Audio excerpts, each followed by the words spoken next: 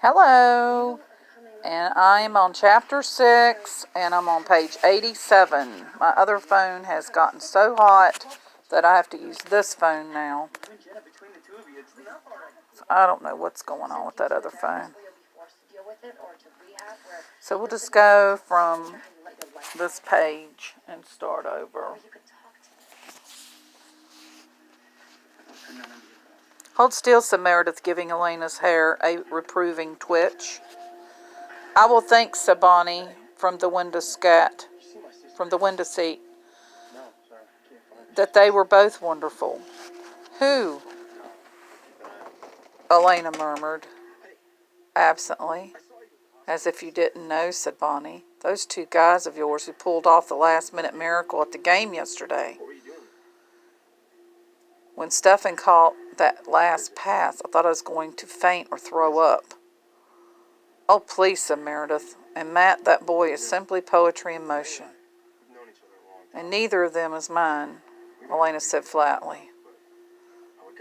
Under Meredith's expert fingers, her hair was becoming a work of art, a soft mass of twisted gold, and the dress was all right. The iced violet color brought out the violin in her eyes, but even to herself she looked pale and steely, not softly flushed with excitement, but white and determined, like a very young soldier being sent to the front lines.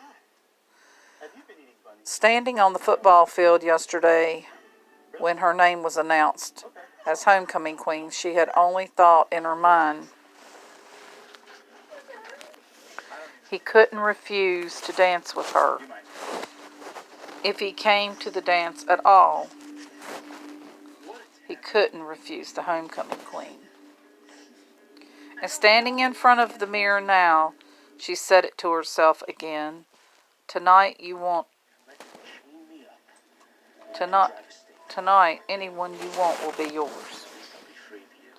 Bonnie was saying soothingly. And listen, when you get rid of Matt, can I take him off and comfort him?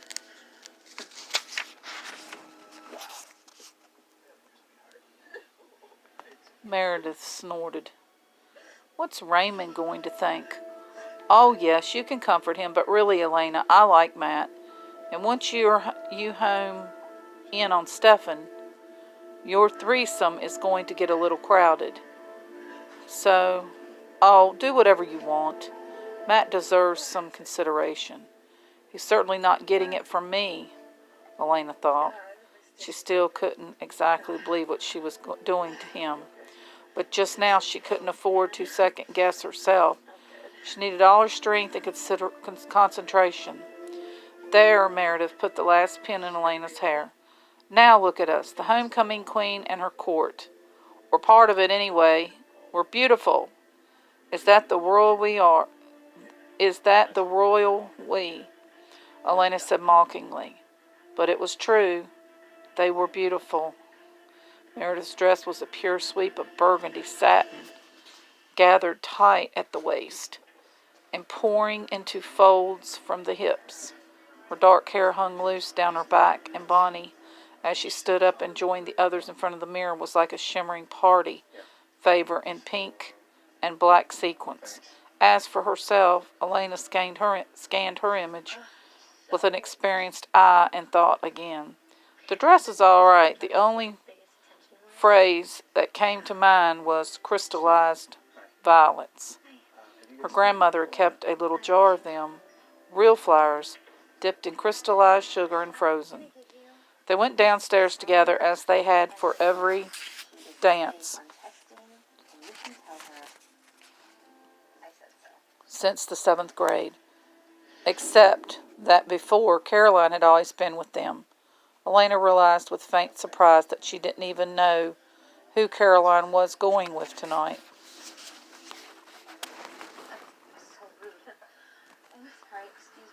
Aunt Judith and Robert, soon to be Uncle Robert, was in the living room, along with Margaret in her pajamas. Oh, you girls all look lovely, said Aunt Judith, as flustery and excited as if she were going to the dance herself. I've become my worst nightmare. She kissed Elena and Margaret and held up her arms for a hug. "You're pretty," she said with 4-year-old simplicity. Robert was looking at Elena, too. He blinked open his mouth and closed it again. "What's the matter, Bob?" "Oh," he looked at Aunt Judith, seemingly embarrassed. "Well, actually, it just occurred to me that Elena is a form of the name Helen, and for some reason I was thinking of Helen of Troy." "Beautiful and doomed," said Bonnie happily. "Well, yes," said Robert, not looking happy at all. Elena said nothing. The doorbell rang and Matt was on the step, in his familiar blue sports coat. With him were Ed Goff, Meredith's date, and Raymond Hernandez, Bonnie's, and Elena looked for Stefan.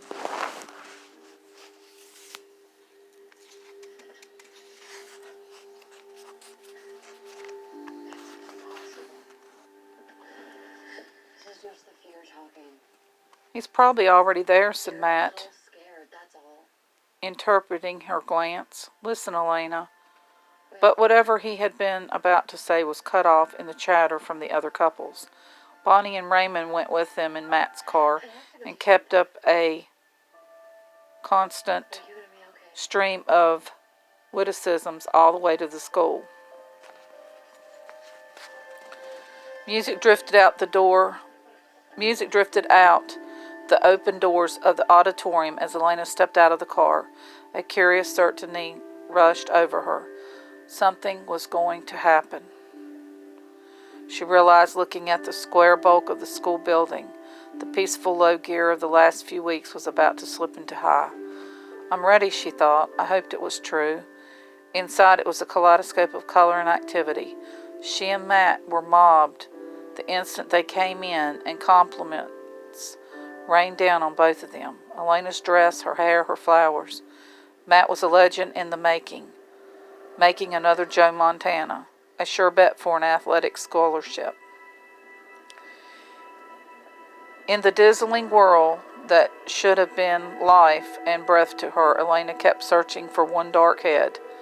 Tyler Smallwood was breathing heavily on her, smelling of punch and brute and double-mint gum. His date was looking murderous, and Elena ignored him in the hopes that he would go away.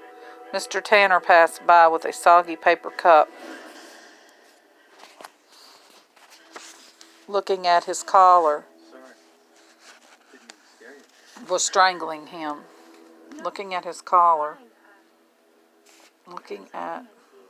As if his collar was strangling him. Sue Carson, the other senior homecoming princess, breezed up and cooed over the violet dress. Bonnie was already out on the dance floor, shimmering under the lights. But nowhere did Elena see Stefan. One more whiff of double mint and she was going to be sick. She nudged Matt and they escaped to the refreshment table, where Coach Lyman launched into the game. Couples and groups came up to them, spending a few minutes and then retreating to make room for the next in line. "Just as if we really were royalty," thought Elena wildly. She glanced sideways to see if Matt shared her amusement, but he was looking fixedly off to his left. She followed his gaze, and there, half concealed behind a cluster of football players, was the dark head she'd been looking for. Unmistakable even in this dim light, a thrill went through her, more pain than anything else. "Now what?" said Matt, his jaw set. "The hog tying? No, I'm going to ask him to dance, that's all." "I'll wait until we've danced first, if you want." He shook his head, and she set out towards Stefan through the crowd. Piece by piece, Elena registered information about him as she approached. His black blazer was of a subtly different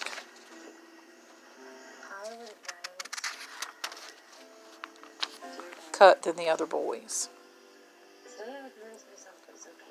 more elegant, and he wore a white cashmere sweater under it. He stood quite still, nor fidgeting, a little apart from the groups around him.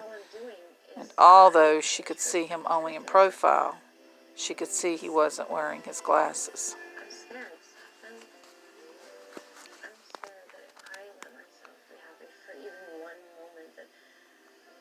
took them off for football, of course, but she never seen him close up without them. It made her feel giddy and excited, as if this were a masquerade, and the unmasking time had come.